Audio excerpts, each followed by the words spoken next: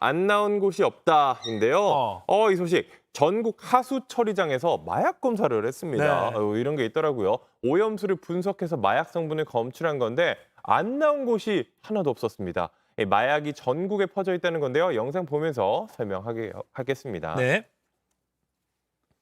네, 하수 처리장에 긴 호스를 저렇게 집어넣습니다. 아. 사람 배설물이나 일상 오염물 등이 섞인 생활하수를 길어서 올리는 건데요. 이렇게 뽑아낸 오염수에 특수 약품을 넣고 기기를 돌리면 마약 성분을 분리할 수가 있다고 합니다.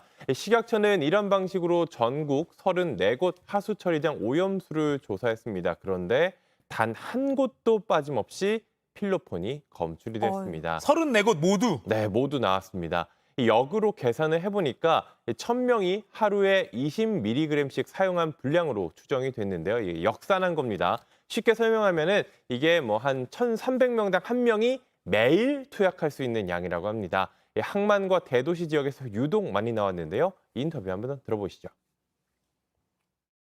항만이라든지 대도시가 어떤 접근성이나 이런 측면에서 높은 측면이 있기 때문에 요새 워낙 뭐 마약이 사회 문제고 심각하다 하니까 뭐 심각한 줄 알았는데 이 정도일 줄은 몰랐어요. 네, 저도 뭐 전국에서 나왔다고 하니까 좀 놀랐는데 네. 이게 또 3년 연속 검출된 거라고 하더라고요. 상당히 심각하죠. 그리고 필로폰보다는 상대적으로 가격이 비싸게 거래되는 코카인, 이 서울과 부산, 인천, 경기에서만 나왔습니다. 이 다른 곳보다 인천에서 상당히 많이 검출됐는데요.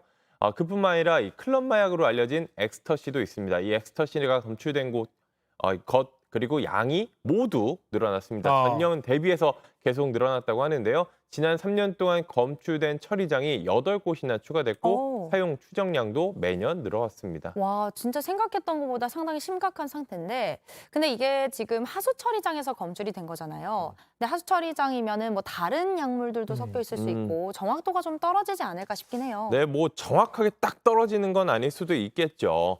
합법적으로 사용된 의약품 성분도 섞여 있을 수가 있는데요. 네. 빗물이나 다른 방식으로 유입된 경우도 뭐 있을 수가 있겠습니다. 그래서 다소 부정확한 게 아니냐는 지적도 있는데요. 하지만 우리나라 마약 실태나 경향을 파악하는 데 도움이 되는 자료이기는 합니다. 외국에서도 모니터링을 하고 수사 자료 등으로 쓰고 있다고 하는데요. 식약처는 이번 분석 결과를 관련 부처와 공유해서 마약 퇴치와 예방에 활용할 방침입니다. 찾아보니까 이런 걸 하수 역학이라고 하더라고요. 그리고 뭐 호주나 뭐 유럽연합에서 쓴다고 하는데 우리도 어느 정도 뭐 다른 데이터를 합쳐서 좀 심각해지고 있는 상황을 좀 파악하는 데는 충분히 유의미하다라고 네. 볼 수 있을 것 같습니다.